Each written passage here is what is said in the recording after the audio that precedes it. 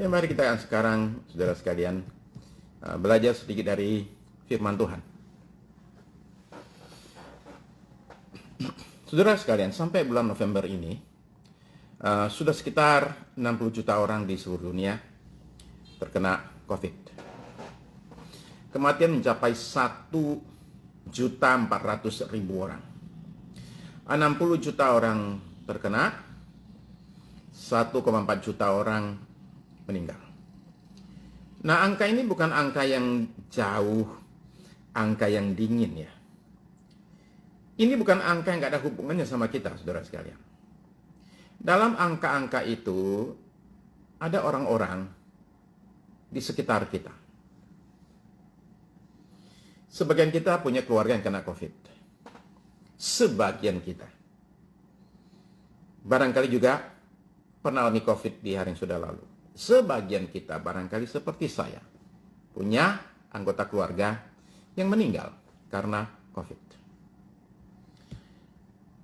Apa yang menakutkan dari COVID, dari penyakitnya sendiri? Saya kira soal sesak nafas ya. Jadi nafas itu menjadi susah. Saudara ingat bertahun-tahun yang lalu, belum lama ya, baru 2-3 tahun lalu itu, biasanya itu pada bulan tertentu, berjuta-juta saudara-saudara kita di Sumatera dan Kalimantan, itu atau tempat-tempat lain ya, mengalami kebakaran hutan yang membuat yang namanya membuat terjadi gangguan pernafasan. Gara-gara orang bakar hutan gambut, asap kemana-mana sampai ke negara tetangga. Selama berbulan-bulan, biasanya berbagai cara dicoba untuk matikan api, untuk menolong saudara-saudara kita, tapi percuma. Tunggu sampai akhirnya hujan turun, ya, kebakaran reda, barulah orang bisa lega. Sebelumnya itu sesak nafas. Kalau saya baca kisah tentang mereka itu yang alami asap itu, dan dengar langsung sebagian cerita mereka, dan sempat ngalami sendiri ketika saya ke Pontianak, saya mesti pakai masker. Ini cerita 2-3 tahun lalu ya. Saya terpaksa pakai masker. Kenapa? Karena partikelnya itu kelihatan di udara itu.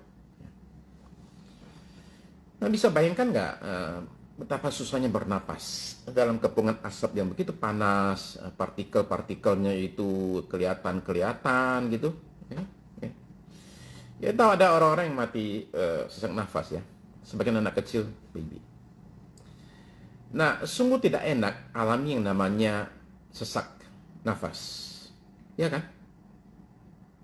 Kalau banjir, kita masih bisa tolerir. Ya, banjir ya udah deh, fungsi bentar gitu. Nanti banjirnya turun, oke, balik lagi.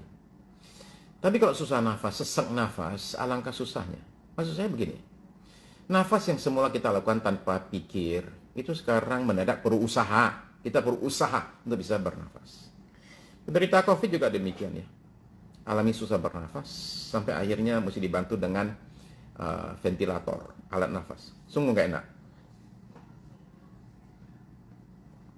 Saudara, sebagian mungkin saat ini juga ada yang lagi sesak. Sekalipun bukan sedang positif COVID atau bukan sedang terkena di tengah-tengah kepungan asap kebakaran hutan. Beberapa orang sedang sesak nafas karena kejebak dalam masalah kehidupan. Sebagian kejebak dalam masalah keuangan karena pekerjaan hilang, bisnis berhenti. Sebagian lagi alami sesak nafas karena dalam tekanan masalah rumah tangga dan keluarga. Sebagian lagi sesak karena pergumulan melawan depresi, melawan kecemasan, melawan susah tidur. Nah, pemazmur di Mazmur 118 itu lagi sesak. Dia ngaku sendiri. Ayat 5. Mazmur 118 ayat 5. Dalam kesesakan, aku telah berseru kepada Tuhan. Dalam kesesakan, aku telah berseru kepada Tuhan. Lalu dia bercerita, berkisah Bagaimana dia itu terkepung oleh musuh-musuhnya, bagaimana nyawanya terancam, bagaimana sampai dia itu sampai ditolak sampai jatuh. Coba kita baca ya. Di ayat yang ke-10 sampai 13 dari Mazmur 118. Oke, terima kasih Pak Tikno buat catatannya ya. Mazmur 118 ayat 5, sekarang baca ayat 10 sampai 13. Segala bangsa mengelilingi aku. Ayat 11. Mereka mengelilingi aku, ya, mengelilingi aku. Ini orang yang lagi dalam keadaan terkepung. Lalu ayat 12. Mereka mengelilingi aku, dia perjelas, seperti lebah. Mereka menyala-nyala seperti api duri. Ayat 13. Aku ditolak dengan hebat sampai jatuh. Lalu jadi saudara sekalian, ini orang lagi sesek nih, lagi nyesek. Ini orang lagi under pressure. Ini orang yang bukan semata-mata masalah bahwa duitnya hilang. Ini bukan seseorang yang barangkali bisa alami masalah dalam rumah tangganya. Ini adalah seorang yang sedang alami kemungkinan bahwa dia bisa mati nih. Dia bisa hilang nyawanya, dikepung oleh musuh-musuhnya. Dia dalam keadaan kesesakan sekali. Dalam kesesakan, aku telah berseru kepada Tuhan. Beberapa orang yang sedang dalam kesesakan tidak merasa perlu Tuhan. Ya, aneh kan? Ya, tapi itu realita. Beberapa orang yang sedang dalam kesesakan malah merasa sama Tuhan. Ada nggak? Ada. Beberapa orang yang sedang dalam kesesakan justru lari dari Tuhan. Ada nggak begitu? Ada. Nah, masih ingat nggak dengan nama Davia Emilia? Ingat Davia Emilia? Nggak ingat kan? Nggak ingat. Kita lupa dengan nama itu. Soalnya bukan orang Indonesia. Ini orang Malaysia, orang Sarawak. Umur baru 16 tahun. Masa remaja, anak cantik. Ya. Tapi dalam kesesakan. Dan ketika dalam kesesakan, dia bukannya cari Tuhan. Dia cari teman-teman yang di Instagram itu, yang dianggap teman itu. Jadi Davia cerita bahwa dia galau. Jadi dia ketik di Instagram kata-kata ini. Very important. Penting banget. Please help me choose. Bantu aku memilih dong. Terus dia ketik dua kata. D atau L. Saudara ngerti nggak D atau L? Ya. D itu death, kematian. L itu life, kehidupan. Tolong bantu aku memilih dong. Aku mesti hidup, apa aku mesti mati? Anak gadis remaja umur 16 tahun. Nanya ke teman Instagram, 60% temannya menjawab, itu suruh dia mati.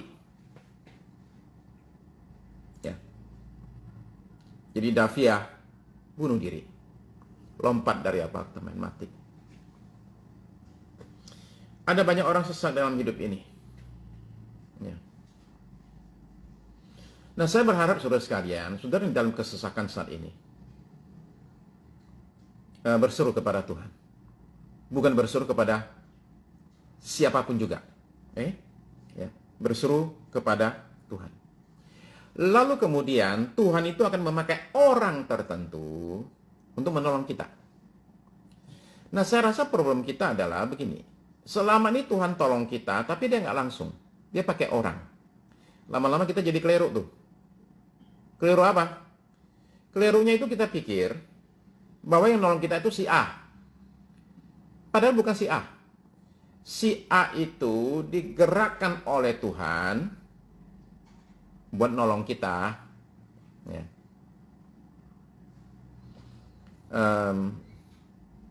Saya baca tadi interview panjang lebar dengan satu orang namanya Kenneth Woodward. Kenneth Woodward ini selama 38 tahun itu menjadi kepala wartawan bidang agama di majalah Newsweek. 38 tahun.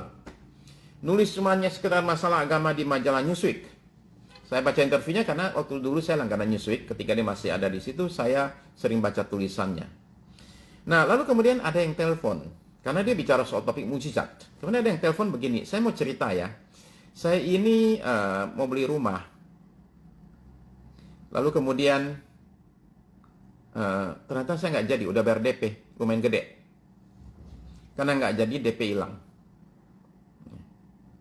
Sorry, orang ini jual rumah. Bukan dia beli rumah ya, dia jual rumah. Lalu kemudian DP dia terima, orangnya nggak jadi. Dia bilang secara legal itu udah ada perjanjian sebelumnya bahwa kalau nggak jadi DP kan jadi milik yang menjual. Jadi dia bilang saya terima duit lumayan gede, dia bilang. Cuma setelah beberapa hari saya kok rasa nggak enak ya, saya pengen balikin. Padahal itu sekali lagi sah, itu punya saya dan orang itu juga kayaknya udahlah. Dan katanya kemudian berapa hari rasanya itu kayak seperti di sini kami bilang, lu balikin gitu. Ya. Dan dia nggak tahu kenapa. Akhirnya makin kencang suara itu, akhirnya nggak tahan. Dia kemudian putuskan, dah saya balikin deh DP-nya itu. Ya. Nah pas udah balikin, dia telepon ke wanita ini. Dia bilang, Anda pasti sedang doain saya kali ya. Sampai saya nggak tenang loh. Akhirnya saya balikin DP-nya Anda itu. Mungkin Anda lagi doain saya ya. Kata orangnya, enggak. Saya nggak doain situ. Tapi seluruh gereja saya, satu gereja, doain situ. Supaya balikin duitnya. Saudara sekalian, adalah salah kalau ibu tadi mengira bahwa yang nolong dia itu adalah orang jemaat di situ. Yang nolong dia Tuhan. Ya. Nah, Tuhan bekerja melalui doa mereka. Jadi adalah penting kita menyadari akan hal ini supaya pandangan kita tetap kepada Tuhan. Ya. Nah, kata lain untuk berseru, karena tadi si pemasuk bilang, aku telah berseru kepada Tuhan. Nah, berseru itu kan artinya berteriak. Ya. Jadi ini bicara orang yang dalam keadaan kepepet, doanya itu jadi beneran. Benar gak? Kalau orang kepepet, doanya itu beda kalau nggak kepepet, saudara sekalian. Ya. Coba saudara-saudara mikir begini deh. Ya. Ada orang bilang gini, hati-hati tuh. Kenapa? Katanya di kampung sebelah, RT sebelah, ada anjing gila. Ya. Saudara bilang,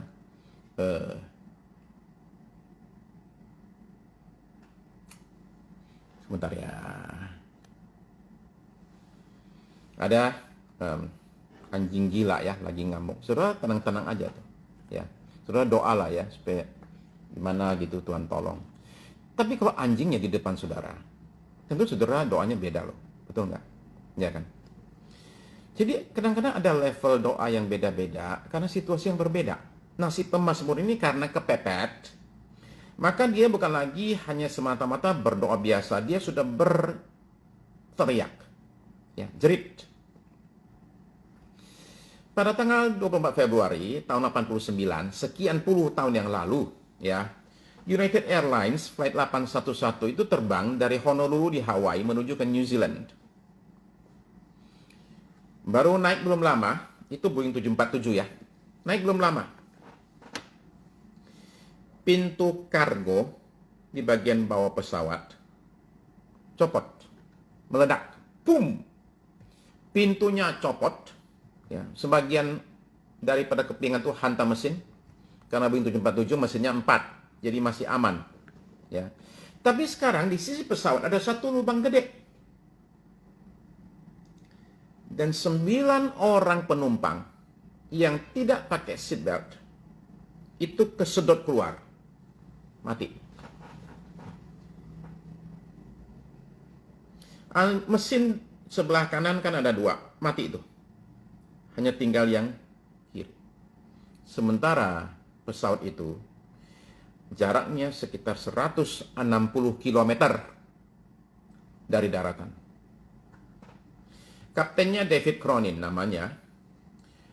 Dia ini senior sekali, sudah punya pengalaman terbang selama 38 tahun jadi pilot. Jadi memang hebat, jago. Ya. Tapi dia temukan ternyata wing flap itu, di bagian side itu ada satu alat untuk menurunkan kecepatan pesawat. Itu nggak jalan, karena kena serpihan tadi itu. Nah, jadi ketika dia mendarat, harusnya kecepatan mendaratnya itu adalah 170 miles per jam. Ya. Tapi dia nggak bisa stop, nggak bisa turunkan kecepatan. Jadi dia melaju dengan kecepatan 195 miles per jam. Lagi pula ternyata itu pesawat bebannya terlalu berat. Menurut standar pabrik Boeing, harusnya dia itu paling gede itu 560.000 ton. Pounds ya, kilo bukan ton ya, 564.000 pound. Kira-kira berarti kira-kira sekitar 260-270 ton ya. Ternyata waktu itu dia bawa kira-kira 300 ton. Melebihi standar, kecepatannya pun melebihi yang diperbolehkan.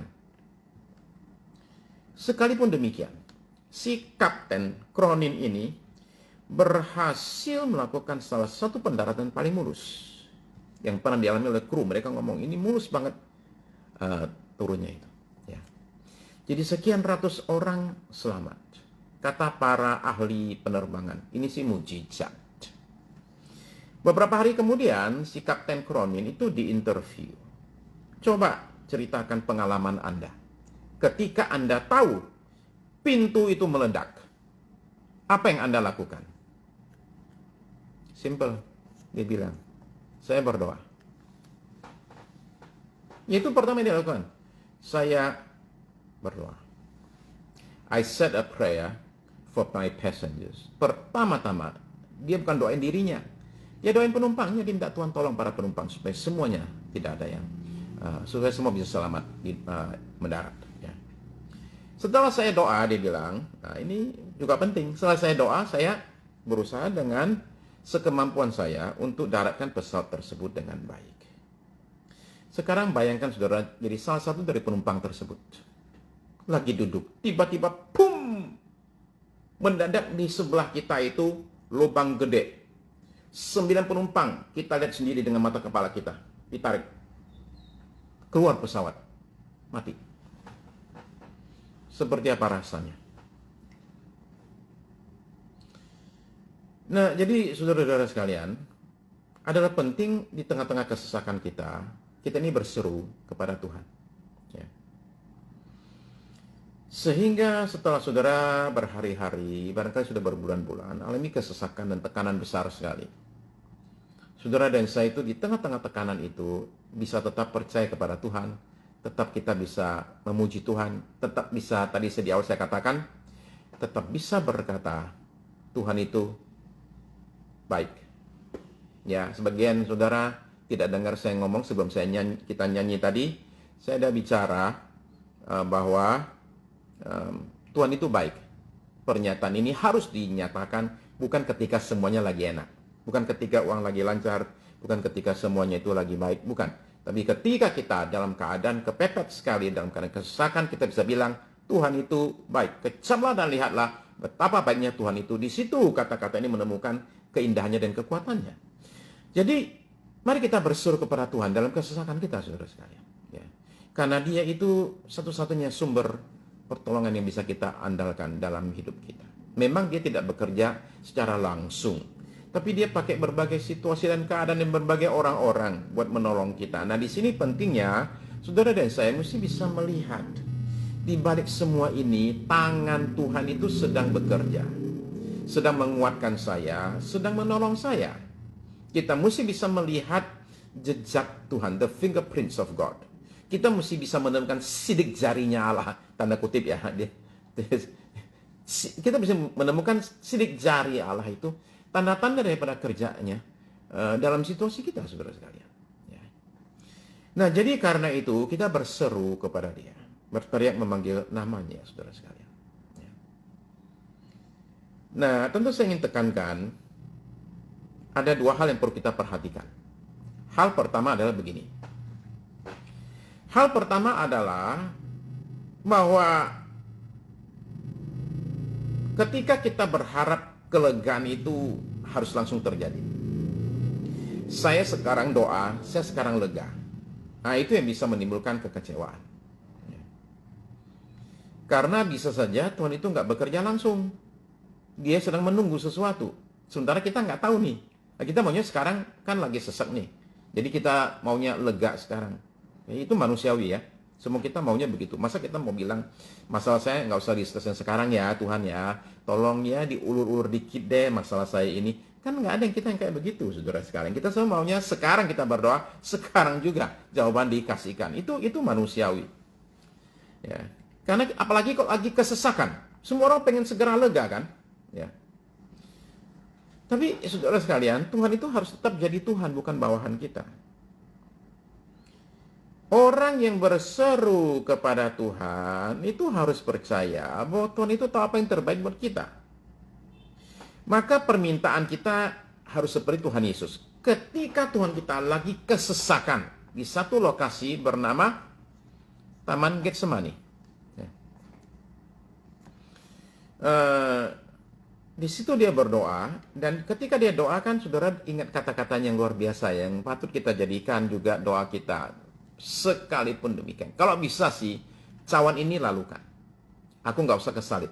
Sekalipun demikian, bukan kehendakku, melainkan kehendakmu yang jadi.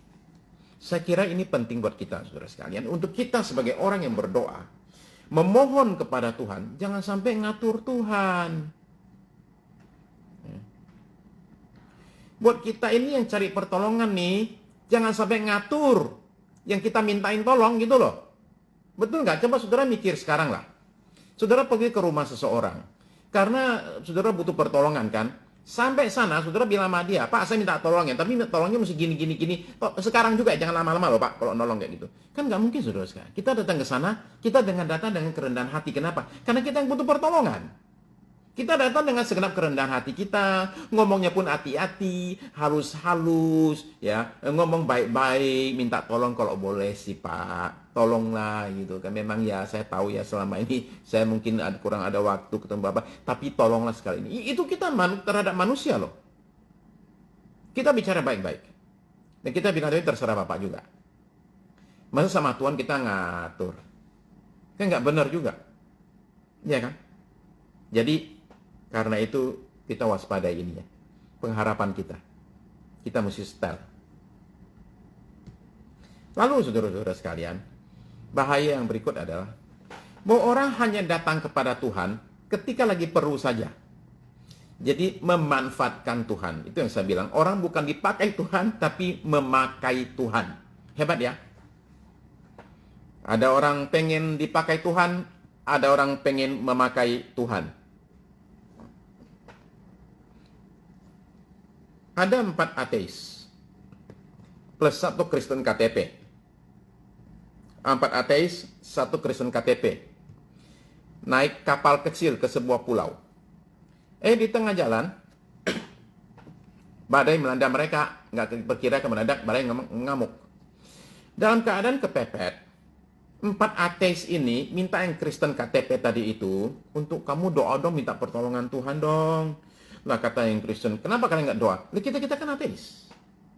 Kita doa mah nggak bakal didengar sama Tuhan. Kamu doang aja yang doa dong. Kamu kan Kristen. Ini padahal Kristen satu ini udah bertahun-tahun nggak pernah ke gereja, nggak pernah berdoa.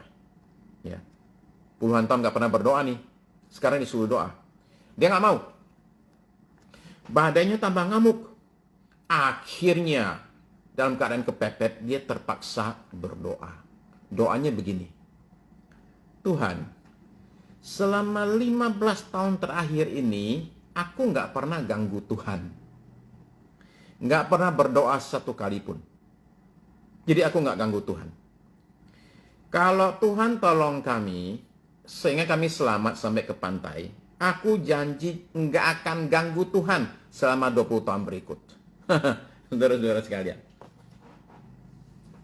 Begini ya saudara sekalian. Nomor 1, orang doa itu bukan gangguin Tuhan. Tuhan itu senang kalau kita doa. Tapi saudara sekalian, cerita ini rada konyol, tapi gambarkan satu hal. Bahwa banyak orang itu mencari Tuhan hanya karena butuh pertolongannya saja. Ya, mereka jadikan Tuhan sebagai alatnya mereka yang tadi saya bilang itu. Bukan menjadi alatnya Tuhan, tapi menjadikan Tuhan sebagai alatnya mereka. Tuhan itu seringkali dipakai sebagai satpam agung. Haha, satpam agung. Jaga dan pelihara kita, ya. Tutup dan bungkus kita. Tuhan itu kadang-kadang dipakai juga sebagai juru parkir agung. Ya. Lagi di mall nih. Aduh, rame banget. Pre-COVID.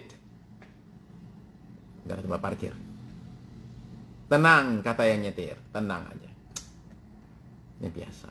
Kita doa sama Tuhan. Minta Tuhan kasihkan kita tempat parkir. Yang depan lift. Wah, mantap. Tuhan itu jadi juru parkir agung. Tuhan itu kadang-kadang menjadi pembantu agung. Tuhan ini beresin dong, itu beresin dong, ini ya gitu-gitulah ya. Saya bukan bilang saudara nggak boleh minta pertolongan Tuhan ya, perlindungan Tuhan ya. Tolong jangan salah paham ya. Saya bukan bilang saudara nggak boleh minta doa minta perlindungan Tuhan. Bukan. Saya cuma mau nanya. Kalau lagi nggak butuh perlindungan, saudara-saudara berdoa apa enggak? Saya nggak bilang saudara nggak boleh doa ya, minta tempat parkir kosong ya, kalau lagi di mall yang rame ya, bukan. Saya mau tanya nih, kalau lagi nggak butuh tempat parkir, saudara doa enggak? Memang Tuhan itu sumber pertolongan kita, memang dia mau menjawab teriakan kita, hanya saja setelah tempat parkir didapat, setelah pertolongan diberikan, apakah saudara masih mencari wajah Tuhan? Atau selesai gitu aja? Nanti lain kali, butuh tempat parkir lagi, baru kita doa lagi. Kalau nggak butuh tempat parkir, nggak doa. Nah, itu yang saya permasalahkan. Tuhan itu memberikan kelegaan. Dia lepaskan kita dari kesesakan. Tapi jangan mencari Tuhan hanya ketika sedang dalam kesesakan.